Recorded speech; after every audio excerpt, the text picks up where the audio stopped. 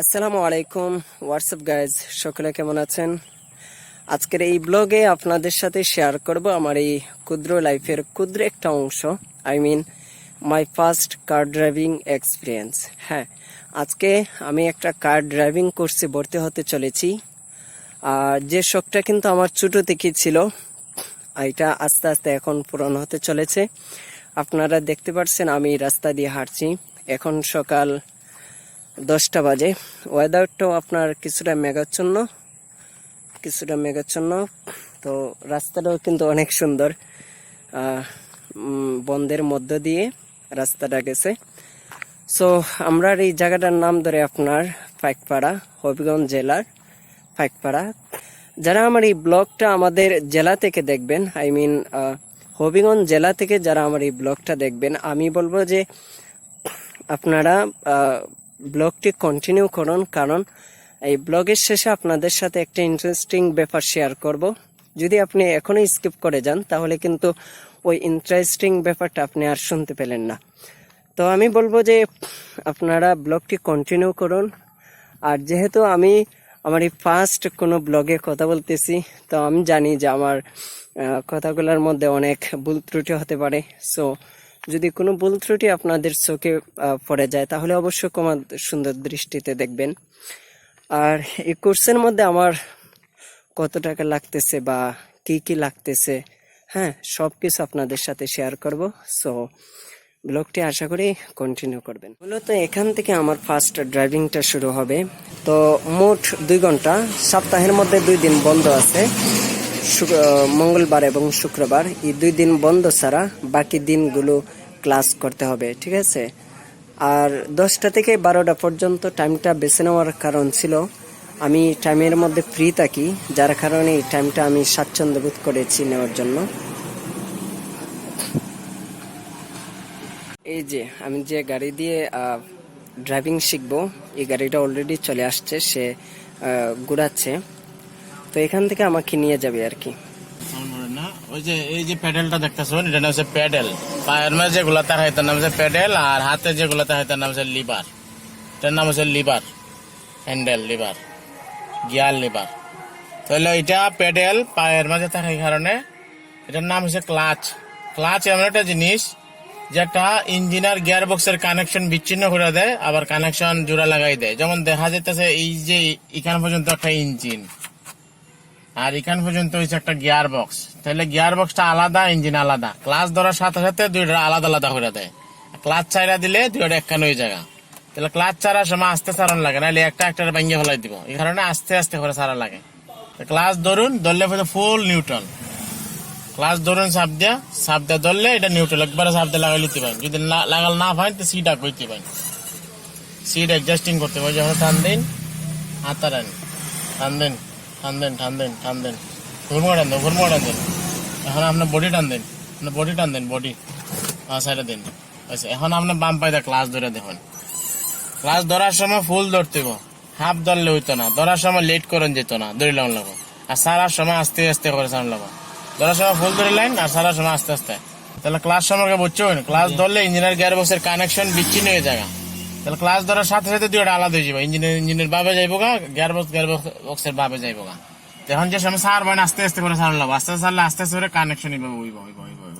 যদি হয়তো টাচ করে কানেকশন হয়ে যায়, একটা বাড়ি মেরে দিব। বাড়ি মারলে এইটা ভেঙে ফেলাই দিব।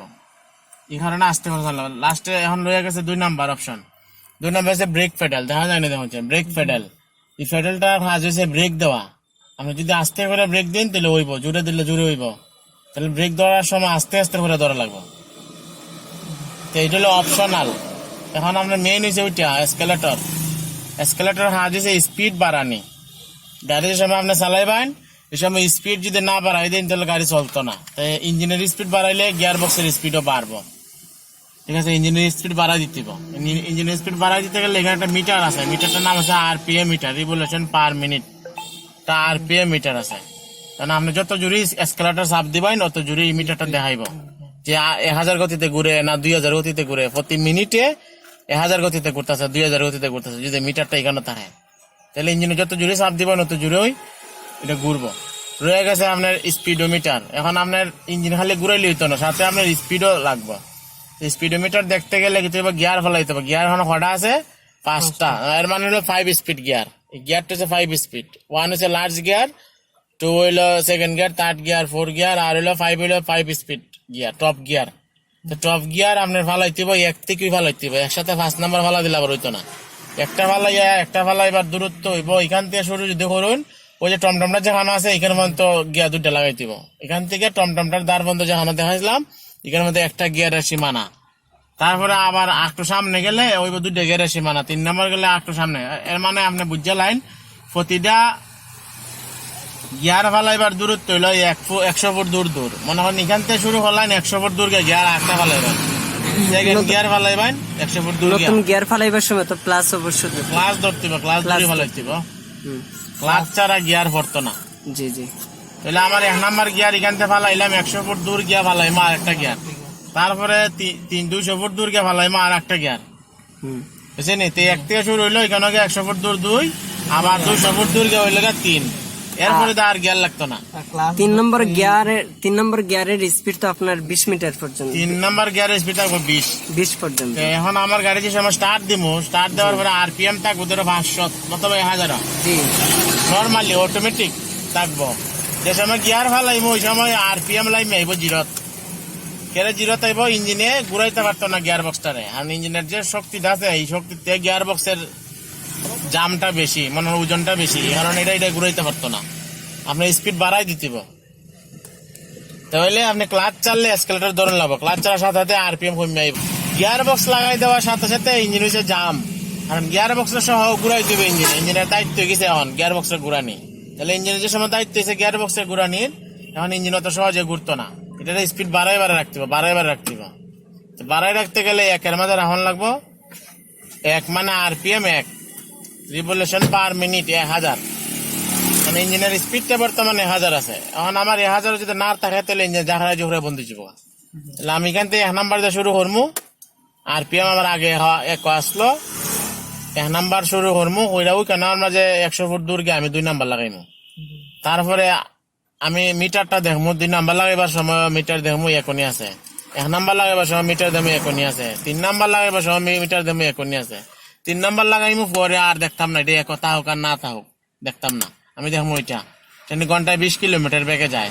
যদি 20 কিলোমিটার বেগে যায় তো 3টা গিয়ার ঠিক আছে, একুরেট ঠিক আছে। আর যদি 20-এর উপরে যায় তাহলে গিয়ার আর একটা ফালাইন লাগবো, 4 নাম্বার লাগবো। 4 নাম্বারের সীমান হচ্ছে 30, 5 নাম্বারের সীমান হচ্ছে 40 থেকে যা আছে 5 নাম্বার সব গাড়িতে উঠতে ওই চার লাইতে ওই গাড়ি নিয়ে বাড়ি যায়, রাস্তা করে যায়। তো একটা বার চিন্তা ভাবনা ব্রেক ওয়েল আসেনি, ক্লাস ওয়েল আসেনি, এগুলো ঠিকঠাক আসেনি। তারপরে প্রতিটা সাহার মাঝে দেখা লাগবো, প্রতিটা সাহার মাঝে একটা করে ব্রেকের লাইন আছে। তো ব্রেকের লাইন গুলা কেউই চেক করে না, চেক করে দেখতেইব এখান থেকে কোনো তেল পড়েনি, গামেনি, সাইডটা সাহা দেখতেইব। ড্রাইভিং কোর্সের প্রথম ক্লাসটা করে এখন ফিরতেছি। আজকের প্রথম ক্লাসেই গাড়ির স্টার্টিং এ বসলাম, তো গাড়ি ড্রাইভ করলাম, অনেক ভালো লাগছে সত্যি। আবার ভিতরে ভয়ও কাজ করছে যে আমার কোনো ভুলের কারণে যদি রাস্তার মধ্যে কোনো দুর্ঘটনা হয়ে যায়, কারণ সামন দিক পিছনের দিক উভয় দিক থেকে কিন্তু গাড়ি আসা যাওয়া করতেছে, ছোট বড় সব ধরনের গাড়ি। সো আমার একটু ভুলের কারণে হয়তো কোনো কিছু হতে পারতো। তারপরও ড্রাইভিং মাস্টার ছিল, অনেক এক্সপিরিয়েন্স লোক।